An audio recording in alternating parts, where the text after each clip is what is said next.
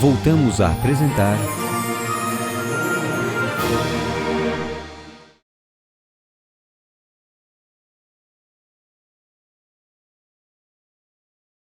Roberto Rodrigues de Azevedo viveu o que pensou.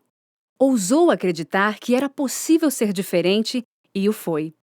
Fez o que ninguém imaginava e mostrou ao Brasil o que é a essência de uma igreja, com fatos e fotos. Eu diria que a missão, basicamente, do meu pai foi a de ser um missionário da igreja com ênfase na área de comunicação. Ele atuou inicialmente como pastor em várias regiões, começando por Rio Grande, Pelotas, Ijuí, Porto Alegre. Depois foi chamado para São Paulo, capital, onde trabalhou em várias igrejas. E, na sequência, ele foi convidado a atuar na área de, como se dizia na época, departamento de rádio, TV, voz da profecia e áreas congêneres ligadas à comunicação. Mas esse enfoque de comunicação ele já tinha quase que no seu coração, na sua mente, desde o início. O coração do meu pai estava ligado no alastramento da igreja em toda a América do Sul. Então o que ele queria era ver uma igreja que era pequena, desconhecida, conhecida e reconhecida do grande público como uma igreja diferente. Uma igreja que espera a volta de Cristo, uma igreja remanescente, que faz o bem às pessoas, que espera uma vida melhor para todos, e nisso ele pôs a sua vida. Ele tinha por vocação a forma correta de escrever para um jornal. Isso eu acredito que a gente nasce com isso. Isso a gente pode até burilar depois a parte técnica, mas ele já nasceu com como é que a gente poderia dizer, a veia para escrever para jornal, que tem um linguajar específico. E ele tinha isso. Veja, ele foi um pastor, ele cuidou de igreja durante alguns anos, mas eu creio que o pastor Roberto Azevedo nasceu para ser um embaixador da igreja. Ele foi, não só no Brasil, mas em toda a América do Sul, um embaixador da nossa igreja. Ele sabia levar, primeiro, esse braço caridoso da igreja, mas depois ele fazia com que a mídia tivesse interesse em saber quais eram as nossas convicções religiosas. Ele nasceu realmente para mostrar a missão da igreja, esse lado social da igreja, social sem aspectos políticos, né? A grande missão do meu pai, sendo bem objetivo na pergunta, eu acho que foi abrir a página da igreja para um mundo secularizado que não conhecia a igreja. E essa foi a grande missão, eu creio, do meu pai. Eu acho que o maior legado que ele deixou para a Igreja Adventista foi tornar a igreja conhecida pelas outras igrejas, pelo público em geral, para que quando a igreja fosse mencionada, as pessoas já conhecessem parte da igreja. Esta é a igreja das lanchas. Essa é a igreja das escolas. Essa é a igreja do Super Bom. Não é? Essa é a igreja que fez um congresso de jovens, que dá valor aos jovens. Isso é um pouco até subjetivo. Porque as pessoas vão ouvindo e vão gravando as imagens, lendo os textos, e quando a igreja era mencionada, já sabemos. É a igreja adventista, a igreja das lanchas e assim por diante.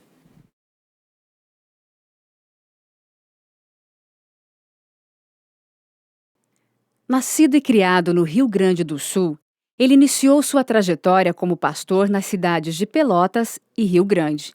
Trabalhou em São Paulo, no Uruguai e no Rio de Janeiro, e tornou-se o precursor da comunicação adventista na América do Sul.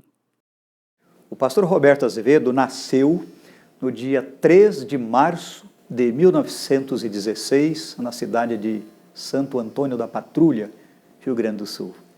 E ele estudou praticamente todo o período da sua carreira estudantina em colégios adventistas. Portanto, ele teve assim um reforço muito grande da nossa filosofia.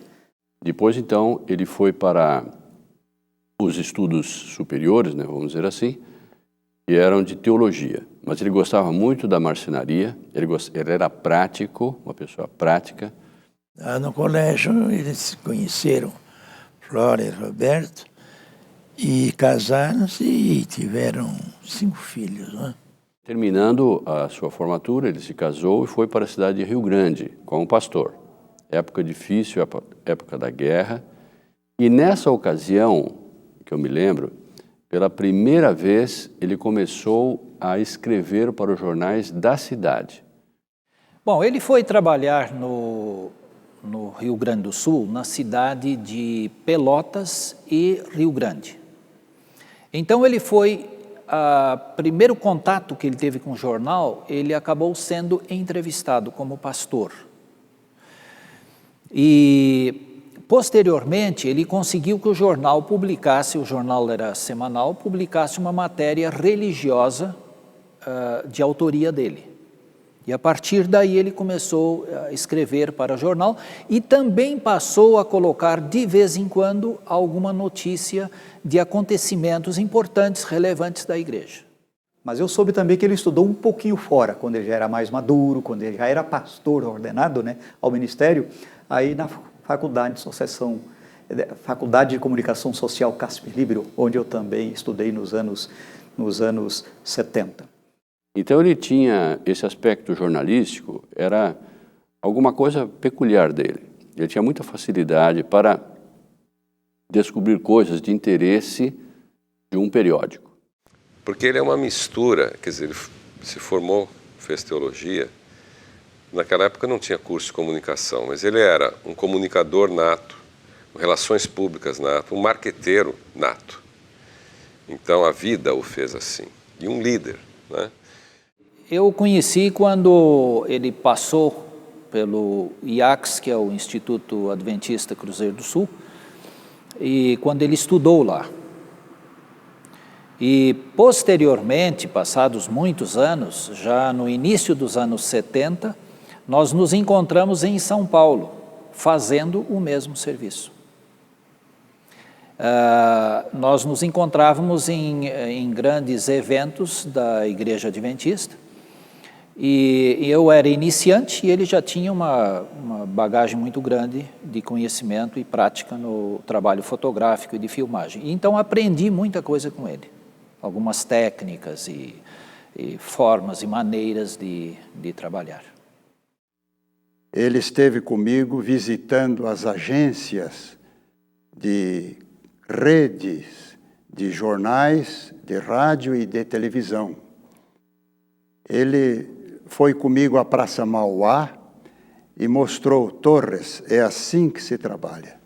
Venha aqui com os press release e entregue à pessoa a quem eu vou indicar. E ele foi comigo para dar o exemplo, mostrou como se faz. E ele sabia fazer muito bem feito. Então, acompanhando e sendo acompanhado por ele, nós fizemos um trabalho pioneiro, divulgando as notícias no estado da Guanabara, então, para todos os jornais do Brasil, quando ainda havia o Império de Assis Chateaubriand, os diários associados e as emissoras associadas. Ele faleceu aos 64 anos, problema cardíaco, foi uma morte prematura que a igreja lamentou e lamenta até hoje. E no dia do sepultamento dele, havia centenas e centenas de pessoas. E o mundo da comunicação do Brasil, né, sobretudo aquele pessoal mais de São Paulo, Rio de Janeiro, esteve presente, prestigiando um homem que se tornou um mestre.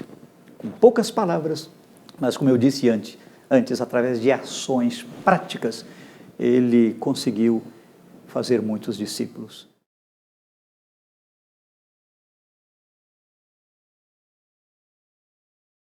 Roberto Rodrigues de Azevedo foi mais veloz que o tempo. Viveu à frente dele e sofreu com a incompreensão de ser o primeiro. Falar não era o bastante. Era preciso mostrar que existem imagens que contam o que as palavras não dizem. Meu pai, ele viveu além do seu tempo. A visão que ele tinha das coisas do futuro para a igreja não eram percebidas pela maioria das pessoas como um visionário.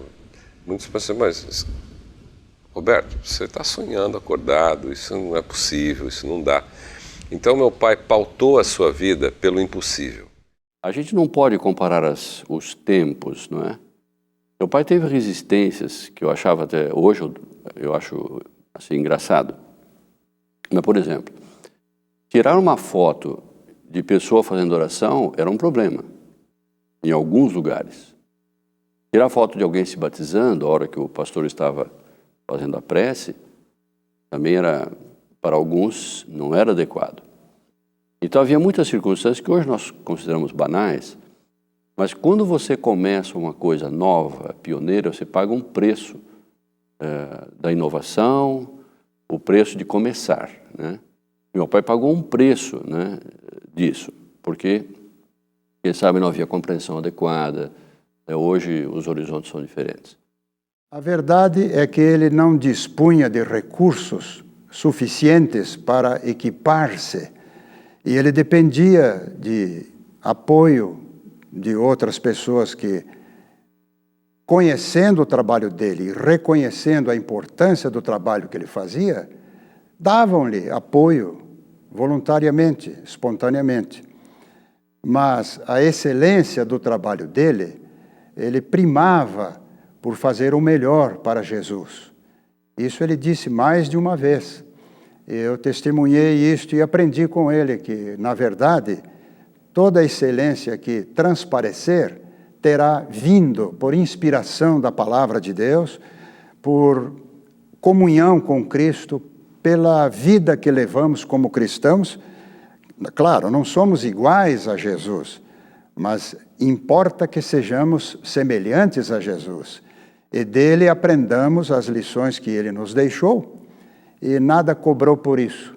De graça recebestes, de graça dai. Assim era o espírito de Roberto Azevedo. Não era nada fácil. Eu lembro que ele lutava muito com o problema financeiro, porque ele não tinha subsídio nenhum para comprar o equipamento dele. O equipamento dele, Hasselblad, é caríssimo ainda hoje. E ele falou para mim que era muito difícil. Tanto que a gente sabia, antes já quando menino, o meu pai, ele pegava e reservava na nossa chácara, ou pequena estância de gado. Nós morávamos em Rolante, numa região agropecuária.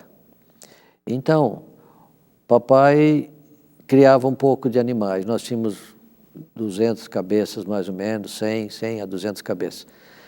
Isso, cada ano, pegava 2 bezerros, um determinado para a Voz da Profecia e outro para o tio Roberto.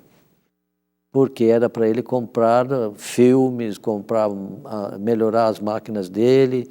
Era isso aí. Ele não pedia para a gente, mas a gente sabia que ele precisava. Se ele fosse vivo hoje, você pode ter certeza que ele estaria com toda a tecnologia possível, imaginável, e tentando alguma coisa nova, buscando nas feiras eletrônicas o que de mais moderno existe, e tentando fazer dessas ferramentas, desses instrumentos, uso para o trabalho. E sempre um trabalho desmedido para a igreja. Ele sempre se considerou missionário, e o foi de fato. Então, não tinha hora. Meu pai, inclusive, morreu mais cedo, morreu com 64 anos, porque ele se aventurava no serviço, se atirava de coração no trabalho de tal maneira que isso prejudicava a sua saúde. E também o estresse do convencimento. Chegou a chorar, foi a primeira vez que eu vi meu tio chorando. Chegou a chorar lá no Pantanal. Ele contou-me sobre a dificuldade que ele tinha de incompreensão de alguns que trabalhavam com ele, com o trabalho dele. Então, como ele conseguia ter essas máquinas, achavam que ele tinha muito dinheiro, como é que era, onde é que ele arrumava esse dinheiro. Porque a todo momento ele tinha que estar justificando. Mas por que você precisa de um novo equipamento? Por que você precisa tirar tantas fotos? Por que você precisa fazer essa viagem? Alguns interpretavam o trabalho dele como um trabalho turístico. Você vai, viaja, deve ser uma maravilha, né? Não tinham a menor noção do que é fazer um trabalho de peso e ainda mais, praticamente sozinho. Em algumas ocasiões ele compartilhava isso com alguns colegas da comunicação, porque a comunicação na América do Sul principiou por ele. Ele é o pioneiro da comunicação, né? Então, Kiyotaka Shirai, por exemplo, era o melhor amigo dele e sempre compartilhava esta falta de percepção, muitas vezes, da própria igreja, dos membros, né, da sociedade, vamos dizer assim, da igreja, de que não entendiam muito bem qual era o seu trabalho e a amplitude do seu trabalho. Ele procurava nunca, claro que a gente sabe que sempre há algum problema, né? Eventualmente, mas ele procurava nunca criticar ou falar mal da sua própria organização para os filhos. Ele sempre procurava realçar o lado bom. E quão contente ele se sentia de ser um pastor da igreja, trabalhar para a igreja. Estamos apresentando